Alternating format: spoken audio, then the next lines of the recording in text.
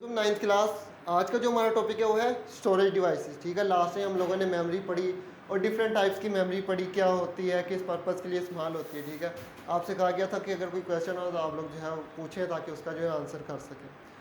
लेकिन जो हमारी स्टोरेज डिवाइसेस है ये भी एक तरह की मेमोरी है। अगर आप लोगों को याद हो, मैंने जो मेमोरी की एग्जांपल दी थी, मैंने कहा था मेमोरी बेसिकली हमारे जो जहन होता है, हमारा जो माइंड होती है, उसकी कैपेबिलिटी है, एबिलिटी को कहते हैं कि वो किसी चीज़ को मेमोराइज याद करता है। इसी तरह ही कंप्यूटर में कुछ ऐसी डिवाइसेस हैं, कुछ ऐसे पार्ट्स हैं जिनका काम क्या है, डाटा को या इंफॉर्मेशन को क्या करना, स्टोर करना। स्टोरेज डिवाइसेस नाम से जाहिर है स्टोरेज डिवाइसेस क्या होती हैं, ऐसी डिवाइसेस जो कि डाटा को स्टोर करती हैं।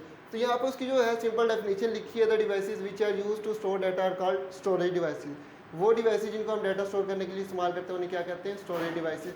बहुत ही एक आसान सी डेफिनेशन लिखी हुई है। आगे उसकी एग्जांपल है हार्ड डिस्क, यूएसबी एटसेट्रा। ठीक है, अब में से मोस्ट ऑफ द स्टूडेंट ने जो है आजकल जो कंप्यूटर लैपटॉप यूज़ किया होगा, तो मैं उम्मीद करता हूँ कि सबको हार्ड डिस्क का ही पता है और यूएसबी को ही पता है। ठीक है, अच्छा यहाँ पे उन्होंने एक छोटा सा मैंने कंपेरिजन किया हुआ है, बुक में भी गिवन है।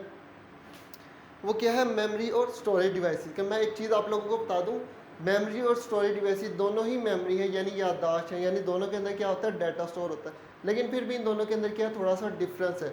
वो क्या डिफरेंस है, ज़रा उसको देख लेते हैं। मेमोरी क्या होती है, it is a temporary storage device. इसके अंदर जो है टेम्परेरी आर्जी तौर पर डाटा स्टोर होता है। जिस तरह मैंने लास्ट में एग्जाम्पल दी थी, मैंने कहा था लेट अस सपोज अगर आप लोगों के साथ कोई हादसा हो जाता है, कोई एक्सीडेंट हो जाता है, या इस तरह आप लोगों की बाइक चोरी हो जाती है या मोबाइल चोरी हो जाता है, तो ये एक ऐसी मेमोरी है जो कि आप 1 साल 2 साल 3 साल या 4 साल याद रखेंगे। लेकिन एक वक्त आएगा वो मेमोरी आपके जहन से वॉश आउट हो जाएगी, ख़त्म हो जाएगी। लेकिन आगे स्टोरेज डिवाइस में वो कहते हैं it is a permanent storage device. इसके अंदर जो है वो परमानेंटली डाटा स्टोर होता है। इसकी भी एग्जांपल देख लेते हैं। अब लेट अस फॉर एग्जांपल ले लें कि अगर आप लोग मैट्रिक में या किसी लेवल पे अगर आप लोगों ने बोर्ड में फर्स्ट पोजीशन हासिल की है या सेकंड पोजीशन हासिल की है, तो ये एक ऐसी मेमोरी है, एक ऐसी याददाश्त है जो कि इंसान को अपनी थ्रू आउट ऑफ लाइफ याद रहती है और वो इसे कभी भी नहीं भूलता, क्योंकि ये एक ऐसी अचीवमेंट है जो कि डेली बेसिस पर ये बहुत ईजिली अचीव नहीं होती। आगे लिखा है इट इज़ इनएक्सपेंसिव, यानी ये जो है महंगी नहीं होती। सेकंड लिखा है इट इज़ एक्सपेंसिव, ये एक्सपेंसिव होती है। लेकिन अगर आप लोगों को याद है, जब हम लोग लेक्चर पढ़ रहे थे, जब मैंने आप लोगों को शुरू में कंप्यूटर के बारे में थोड़ा सा बताया था, मैंने कहा था ग्राफिक कार्ड जितने होते हैं, रैम इतनी टाइप्स की होती हैं, उसकी मैंने प्राइजेस बताई थी, मैंने हार्ड डिस्क बताई थी आप लोगों को, मैंने हार्ड डिस्क के लेटेस्ट वर्जन बताए थे, मैंने कहा था उनकी क्या प्राइजेस है, क्या डिफरेंस होता है दोनों में। तो ये उन्होंने बुक में तो ये लिख दिया it is inexpensive and it is expensive, लेकिन इससे मेरा थोड़ा सा कंट्रास्ट है, या मैं इसके अगेंस्ट चलता हूँ। वो कैसे, आप लोगों को थोड़ी सी एग्जांपल देता हूँ। मेमोरी, हम लोगों ने कंप्यूटर में मेमोरी को नाम दिया हुआ है रैम का। ठीक है, और आप लोगों को पता है कंप्यूटर में जो रैम है वो 2 GB 4 GB 8 GB 16 या 32 GB होती है। ठीक है, अब लोगों के सामने एक छोटी सी एग्जांपल देता हूँ। आप लोगों को जो है मैंने बताया था कि डिफरेंट टाइप्स की जो है रैम मार्केट में अवेलेबल है, जो कि डिफरेंट मॉडल्स या डिफरेंट जनरेशन के हिसाब से यूज़ होती है। फिर मैंने आप लोगों को बताया था DDR3 DDR2 DDR4, ये कुछ टाइप्स ऑफ मेमोरीज हैं, रैम है, जो कि हमारे कंप्यूटर में इस्तेमाल होती हैं। भी आप लोगों को इन चीज़ों का नहीं पता, ठीक है, लेकिन ये वो चीज़ें हैं जो कि कंप्यूटर में इस्तेमाल होती हैं और ये जनरेशन वाइज जो है चेंज होती हैं। लेट सपोज अगर कोई 9th जनरेशन है तो उसमें DDR4 3600 मेगाहर्ट्ज़, ये मेगाहर्ट्ज़ ये वाला। ठीक है, यानी आप लोग कह लें कि ये रैम की स्पीड है, या अगर रैम हम लोग लेते हैं तो उसकी जो स्पीड है वो इन यूनिट्स में क्या होती है, मैयर होती है। इसी तरह मैंने नाम लिया 3600, ये हो गया 3200 भी होती है। ठीक है, और ये डिपेंड करती है बेसिकली प्रोसेसर मदरबोर्ड के हिसाब से और किस जनरेशन का या किस कंपनी का आप लोग मदरबोर्ड ले रहे हैं। ठीक है, और ये जो हम लोग लेते हैं ना 3600, मैं आप लोगों को एग्जांपल देता हूँ रफली।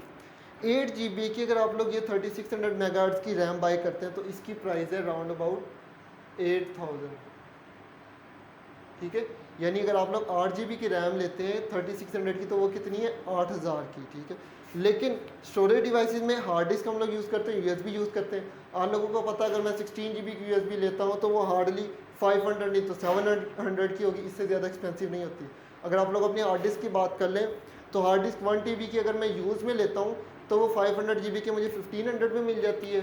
ठीक है, और अगर मैं न्यू में जाऊँगा तो वो मुझे 2000 या फिर कहाँ कितने की मिल जाएगी, 2500 की।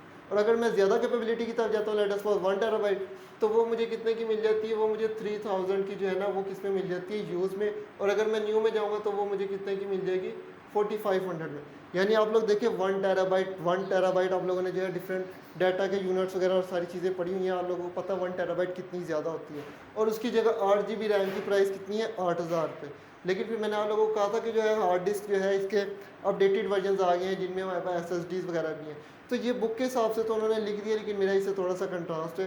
बेसिकली जो कंप्यूटर की मेमोरी होती है ना, वो देखा जाए तो वो ज़्यादा एक्सपेंसिव होती है, जबकि उसकी निस्बत जो स्टोरेज डिवाइस है, जिसे हम आम ज़ुबान में या आप लोग जो है अभी सिर्फ हार्ड डिस्क की कंसिडर करते हो, वो थोड़ी सी एक्सपेंसिव है। लेकिन अगर हम लोग हार्ड डिस्क के भी अपडेटेड वर्जन की तरफ जाएँ, जिस तरह मैंने कहा DDR4 है और उसके अंदर डिफरेंट मॉडल्स हैं, इस तरह हार्ड डिस्क के अंदर भी अपडेटेड वर्जन है, उसके अंदर हम लोग SSDs की बात कर लें तो वो बहुत महंगी आ जाती है। ठीक है, तो कुछ हद तक अगर तो ये पुरानी टेक्नोलॉजी की मैं बात करूँ तो अब तो ये रिलेशन हमारे पास सेटिस्फाई करता है, लेकिन अगर हम लोग नई रिलेशन या नई टेक्निक की तरफ जाएँ तो फिर ये रिलेशन जो है वो सेटिस्फाई नहीं करता। ठीक है, ये भी बहुत महंगी आ जाती है और फिर ये भी जो है बहुत महंगी आ जाती है। ये सिर्फ अपनी एक डिस्कशन थी, जनरल बात थी, लेकिन हम लोगों ने वही फॉलो करना है जो बुक के अंदर लिखा हुआ है। तो आप लोगों के सामने it is called primary memory, इसको प्राइमरी मेमोरी में कहा जाता है, और it is called secondary memory, इसको सेकेंडरी मेमोरी में कहा जाता है। ठीक है, लेकिन अभी जो है हमारे पास इसका जो है एक जो है छोटा सा पॉइंट रह गया, वो मैंने नहीं लिखा। वो क्या है?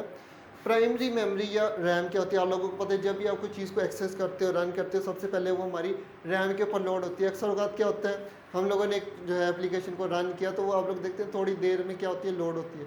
अपने मोबाइल की एग्जांपल ले लें, हमारा मोबाइल है, लेटेस्ट पोस्ट में 4 GB रैम है और एक फ़ोन के अंदर 3 GB रैम है, और मैंने कोई एप्लीकेशन या गेम ओपन की है, तो आप लोग देखेंगे जो 4 GB रैम है उसके अंदर हमारी एप्लीकेशन बहुत जल्दी ओपन हो जाएगी, लेकिन वो जिसके अंदर 3 GB रैम है वो बहुत स्लोली ओपन होगी। इसी तरह यहाँ पे जो है वो स्टोरेज डिवाइस उस वक्त आती है जब आपकी एप्लीकेशन रन हो जाती है। ठीक है, अक्सर वक्त क्या होता है, हमारी मेमोरी या ऊपर आप लोग आ रही होती है, your storage is almost full, हम लोग क्या करते हैं, एप्लीकेशन को ऑन कर लेते हैं, लेकिन दरमियान में हमारी एप्लीकेशन स्टक करती है, तो वो किसकी वजह से करती है? स्टोरेज डिवाइस की वजह से। एक जो डिफरेंस है वो आसान ज़बान में बता दूं, जब भी आप किसी चीज़ को एप्लीकेशन को रन करते हैं या ऑन करते हैं, सबसे पहले वो लोड होती है, किस में लोड होती है? मेमोरी में, और उसके बाद जब वो रन हो जाती है उसके बाद वो किस में चल जाती है? स्टोरेज डिवाइसेस में। तो ये हमारा स्टोरेज डिवाइसेस एक टॉपिक था और इसकी हम लोगों ने थोड़ा सा डिफरेंस देखा था। ठीक है, लेकिन अभी जो है ना हमारा एक और टॉपिक है, वो है आस्की कोड। इसको आपने याद नहीं करना, मैं इसको थोड़ा सा इंट्रोडक्शन दे रहा हूँ। आस्की कोड बेसिकली कंप्यूटर में हम 1 2 3 और अल्फ़ाबेटिक कैरेक्टर्स मौजूद होते हैं, लेकिन आप लोगों को पता है कंप्यूटर में जो है ये सेम टू सेम 1 2 3 कंप्यूटर इसको नहीं समझता। कंप्यूटर इसको किस में कन्वर्ट करता है? बाइनरी कोड या बाइनरी कैरेक्टर या बाइनरी डिजिट्स में। तो ये बेसिकली एक अदारा है, आस्की कोड उन्हें कहा जाता है, जिसने सारी कन्वर्जन्स टेबल में की हुई है। इसका जो है पूरा टेबल बुक में गिवन है, आप लोगों को बस इतना सा काम है कि उस टेबल को देख लेना है। लास्ट टाइम जो पुरानी बुक थी उसके अंदर से एक आधा MCQs आ जाता होता था, इस दफ़ा बुक चेंज हो चुकी है तो हम लोग कुछ नहीं कह सकते। स्टोरेज डिवाइसेस का ये टॉपिक आप लोगों ने कंप्लीट करना है, आस्की कोड आप लोगों ने देख लेना है। ठीक है, आज के लिए इतना ही, इंशाल्लाह नेक्स्ट लेक्चर में मिलते हैं।